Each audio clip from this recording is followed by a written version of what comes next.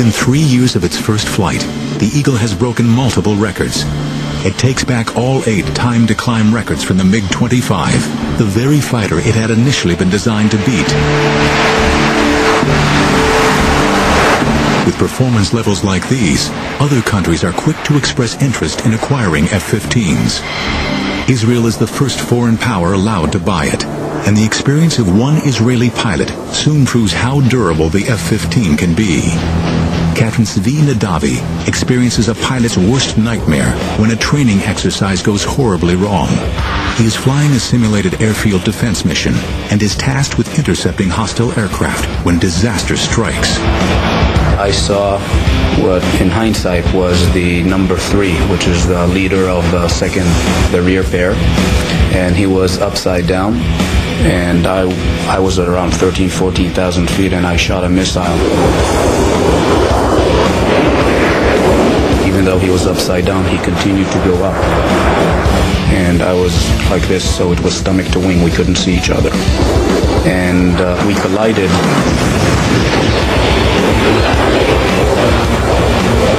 Big commotion, big bang. The A4 basically fireballed immediately. And I found myself with maybe 30 degrees nose down attitude, and the aircraft was spinning.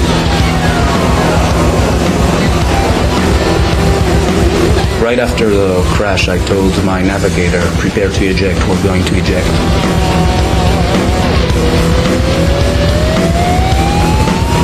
I opened afterburner, which is a totally opposite instinct when you're spinning towards the ground. Then the roll slowly stopped, and slowly I was able to bring the nose back up. I told my wingman to come close and to inspect me. There was a huge spray of fuel that was being drawn out of the wing, and it basically camouflaged what was going on there. Nadavi survives the mid-air collision. He is 10 miles out from the nearest airfield and hopes to still land safely. But the pilot cannot see what has happened behind the spray of leaking fuel. His F-15 has been so badly damaged in the collision that he is flying on just one wing.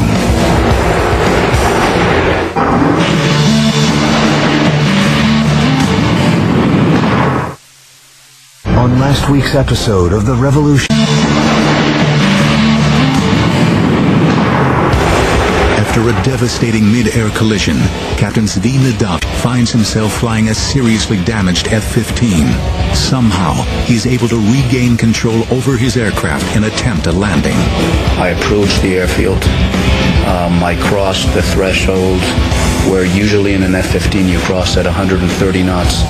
I crossed at anywhere between 250 to 260 knots. Was landing at approximately twice the normal landing speed.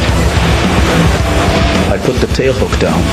There was a cable at about a third of the runway, and we went into that cable. But because of the speed, the hook is not built for those speeds, and the hook basically tore off the airplane.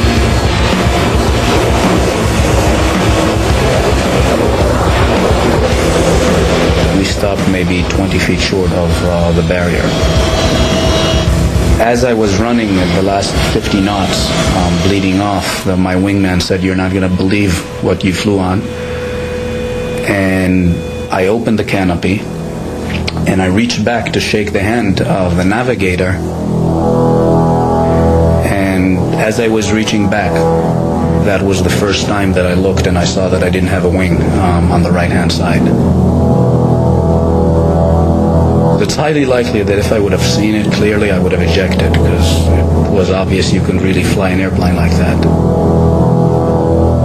I don't think any other aircraft could have taken that amount of damage, or that portion of its flight surfaces removed and continued to bring us home safely.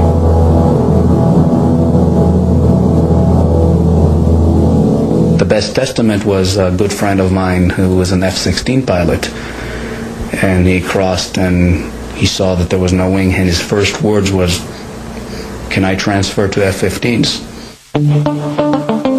It should be aerodynamically impossible for an aircraft to fly with one wing missing. McDonnell Douglas sends a team to investigate the incident. Their first inclination was it was a taxiing accident. It couldn't happen in air in the airplane. And only when they later went to analyze it and said, okay, the F-15 has a very wide body, and you fly fast enough, then you're like a rocket, then you don't need wings. The Eagle has done the impossible. If a pilot can land an F-15 with just one wing, the plane should be able to endure unimaginable punishment on the battlefield. But nobody can tell at this stage how well the Eagle will perform against the dreaded MiG-25.